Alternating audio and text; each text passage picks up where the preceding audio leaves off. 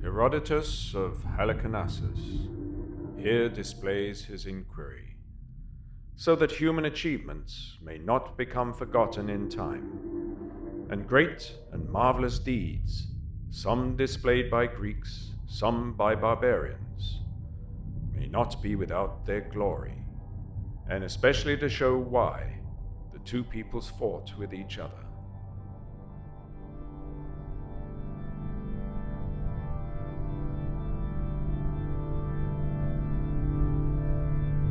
This was the world I was born into.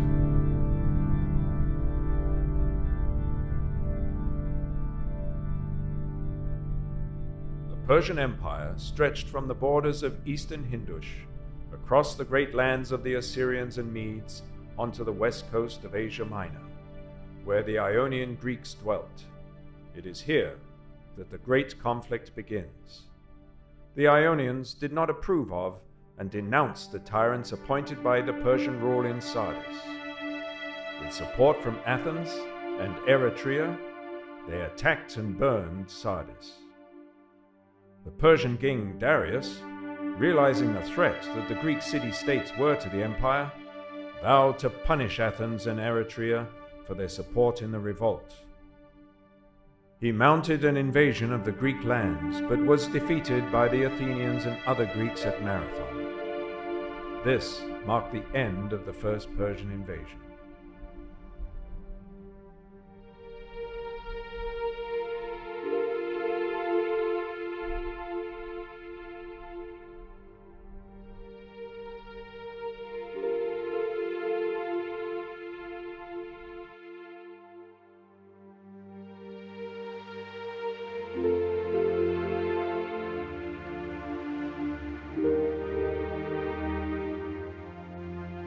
It is here, just 30 years ago, the Persian army bridged the Hellespont and crossed into the Greek mainland.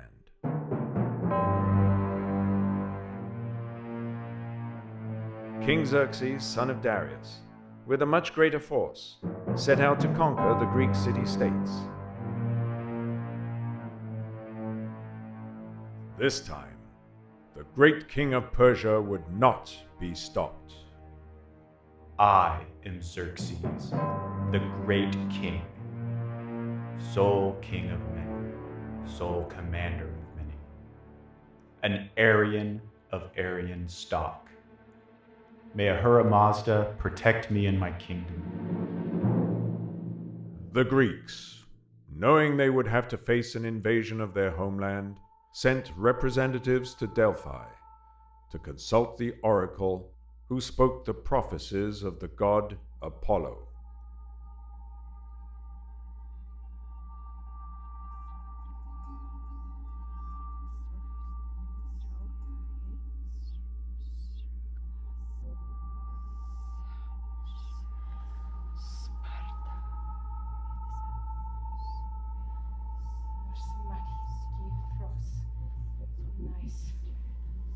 Hear your fate, O dwellers in Sparta, of the wide spaces. Sons of Perseus. Either your famed great town must be sacked by Perseus' sons, or if that be not, the whole land of Lacedaemon shall mourn the death of a king of the house of Heracles. For not the strength of lions or of bulls will hold him. Mordor-Sixus. Strength against strength, for he has the power of Zeus, and will not be checked till one of these two he has consumed.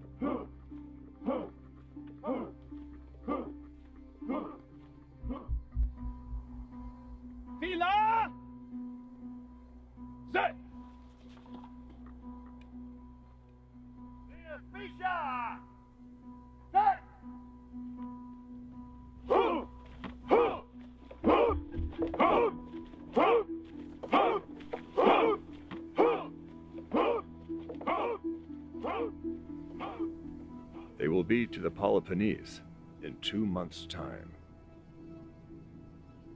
We have waited and prepared to this day for long. The Persian, the sons of Perseus, want to quench their desire for empire. They seek vengeance for what has happened to them in years past by Greek hands. Assemble the royal bodyguard, 300 of our best men, all with living sons, for I feel we shall not return. Aspitas! Analave! Take!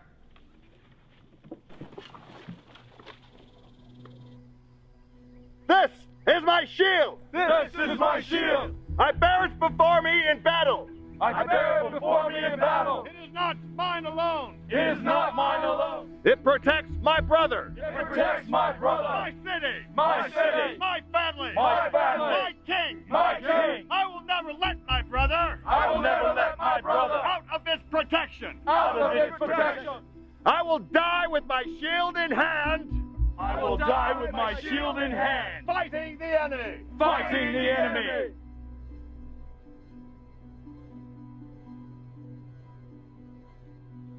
Men, your king asks for your attention.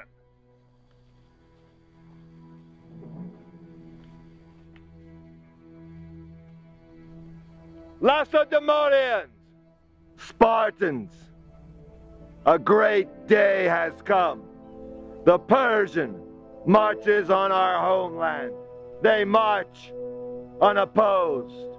The Thracians, the Macedonians, do not stand against them. No Greek state has stood up to the Persian. Yet, your state, your laws, your king asks for your dedication, loyalty, and obedience. For we shall meet the Persian. We shall march to Thermopylae, the hot gates. And we shall fight the sons of Perseus with spear and sword. And when these shatter, we shall fight them with our bare hands and teeth.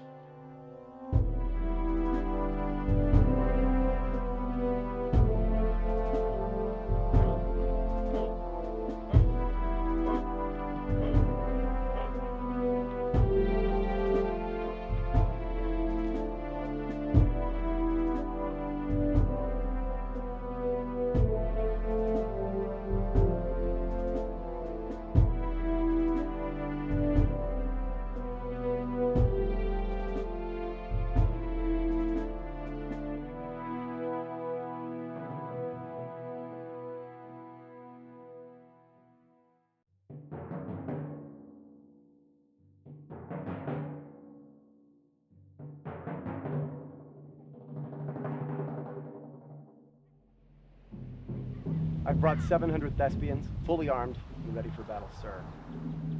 Polynikes, what is our total troop count? Well, thanks to our comrade Demophilus, we add 700 from Thespia to our 400 from Thebes, roughly 2,000 Arcadians, 400 Corinthians, and nearly 1,200 from other cities. The local Phocians have volunteered to guard the goat path behind our rear flank at the east gate. They number 1,000 men. Good. Let us keep our flanks secure. Including our men, that gives us 6,000, plus Helots.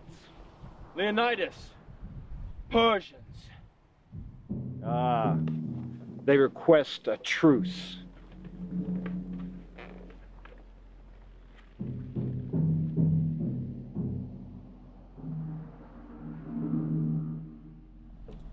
Our patrols have spotted a number of Greek hoplites repairing the Phocian wall. These Greeks, do they intend to fight? It's hard to say, my liege. Send the Scythian to find out their intentions.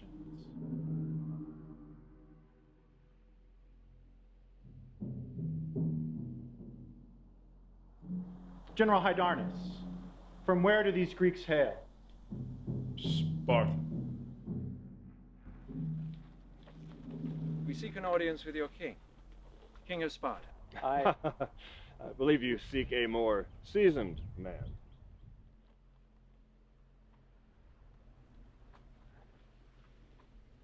My apologies, King. I am Leonidas, son of Anaxandridas II, son of Leon of the house of Aegeid, king of Sparta, descendant of Hercules. King Leonidas, King Xerxes has massed a mighty army of many nations and races. He wishes to make the great state of Lacedaemonia part of it. King of Sparta, come, claim your place in the empire. Lay down your spears and swords. Scythian, go tell your Persian master, if he desires our spears and swords, to come and take them. Leonidas, how are you with so few going to risk so many? The king's immortals number 10,000 alone. Nations from Asia and Africa and Europe fight with us. Persians, Medes, Scythians, Ethiopians, Assyrians, Babylonians, Arabs, Libyans, Egyptians, Macedonians, and even an exiled Spartan king is within our ranks. Demaratus. He was never an obedient Spartan. If we were to fight by numbers alone, the whole of Greece would not be enough. But if we're going to fight with valor, then these few numbers alone are enough. And our arrows will darken the sun.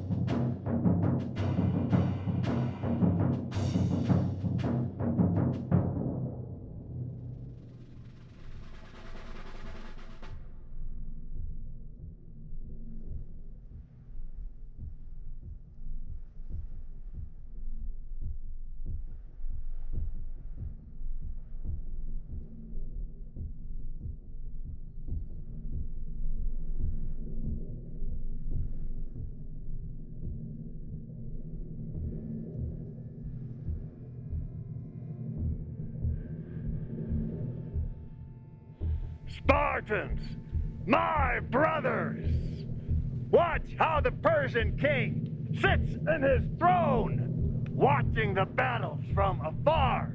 My king, your king, chooses to stand with you, to fight with you, to bleed with you.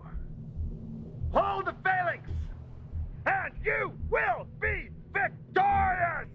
For victory! For victory! For victory!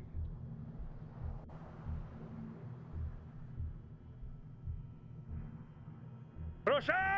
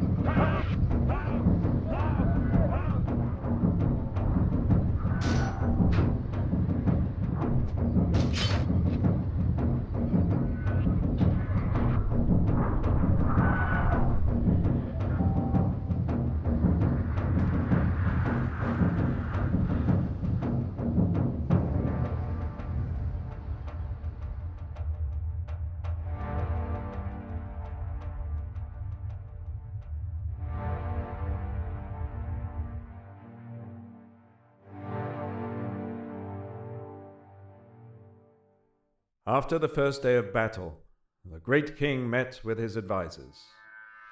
Demaratus, son of Ariston, an exile king of Sparta, had served Xerxes' father Darius well for many years, and now was in the loyal service of King Xerxes.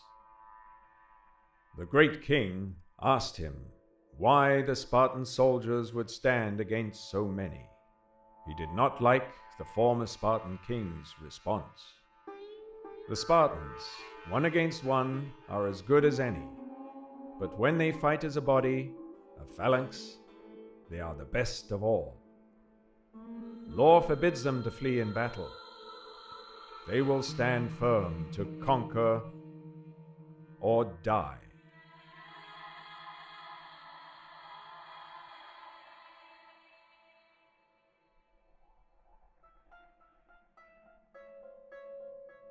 The great king did not watch this day's battle.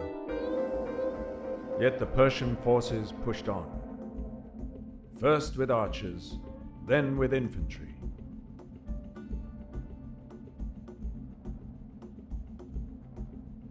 The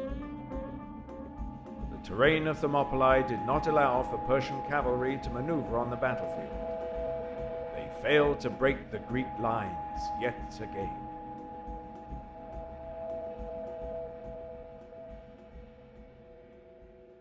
By the end of the day, a local Greek man approached the great king.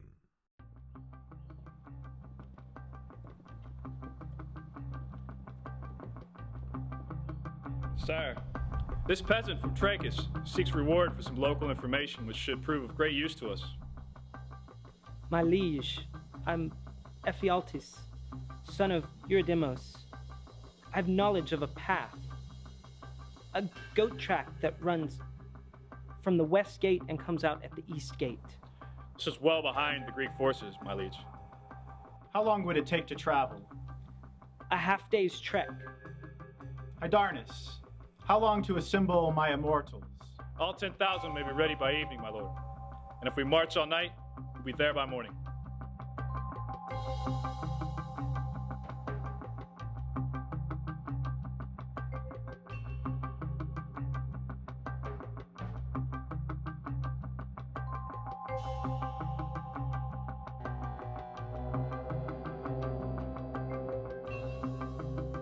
The Persians have advanced past our rear guard. They will be upon us within the hour. Polynikes, release all non-Spartan forces. Yes, my king.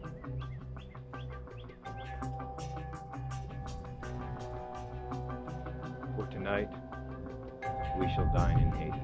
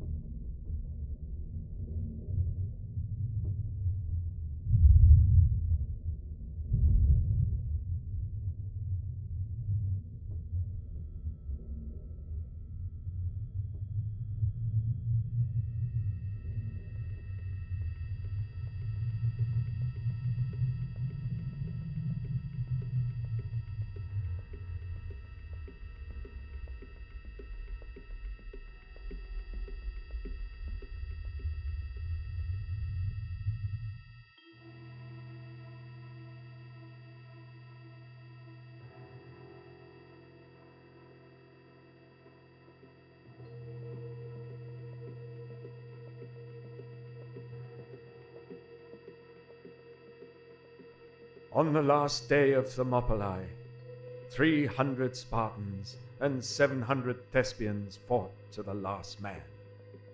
Today, there stands a small monument dedicated to the fallen Greeks, with an inscription that reads, "Stranger, bear this message to the Spartans, that here, obedient to their laws, we lie."